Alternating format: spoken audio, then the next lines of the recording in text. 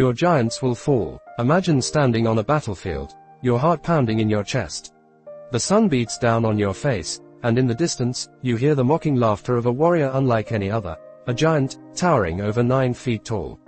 His armor glistens in the sun, his voice shakes the earth, and his words strike fear into the hearts of an entire nation. No one dares to step forward. But then, a boy, a mere shepherd, walks onto the field.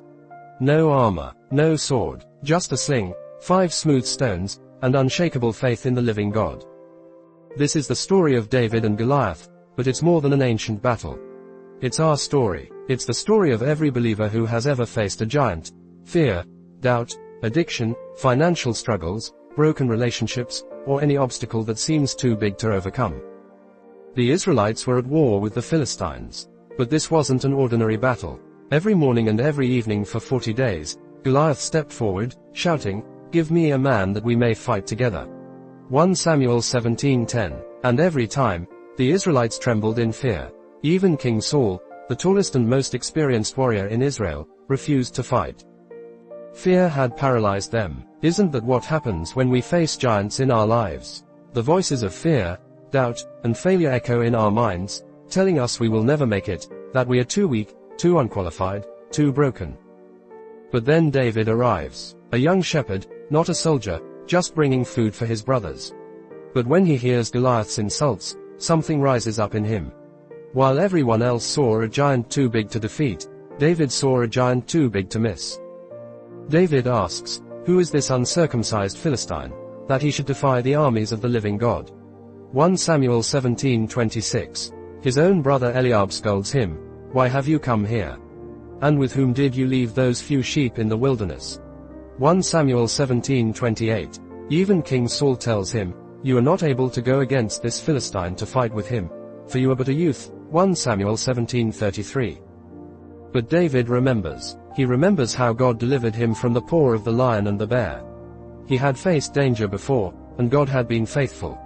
And so David declares, "The Lord that delivered me out of the paw of the lion and out of the paw of the bear, he will deliver me out of the hand of this Philistine." 1 Samuel 17:37. Sometimes, when you decide to face your giant, people, even those closest to you, will try to discourage you. They'll remind you of your limitations. But David didn't listen to fear. He listened to faith. Goliath laughs when he sees David approaching. "Am I a dog, that thou comest to me with staves?" 1 Samuel 17:43. But David doesn't back down. He boldly declares, "Thou comest to me with a sword, and with a spear, and with a shield, but I come to thee in the name of the Lord of hosts, the God of the armies of Israel, whom thou hast defied." 1 Samuel 17:45. With one smooth stone, he loads his sling, swings it, and releases. The stone flies through the air, guided by the hand of God, and strikes the giant in the forehead. Goliath falls with a loud thud. The battle is won, not by strength, not by weapons, but by faith. What giants are you facing today? Maybe it's fear, financial struggles, sickness, addiction, depression, or spiritual warfare. Maybe you feel like the Israelites, paralyzed, defeated, hopeless. But let me remind you, giants do fall. David's victory wasn't in his sling. It was in his faith. He trusted God to fight for him. And the same God who helped David will help you. The battle is not yours, it is the Lord's. When you face a giant, don't focus on its size, focus on God's power. Pick up your stones of prayer, God's promises, and unwavering faith, and run toward the battle, knowing that victory belongs to the Lord.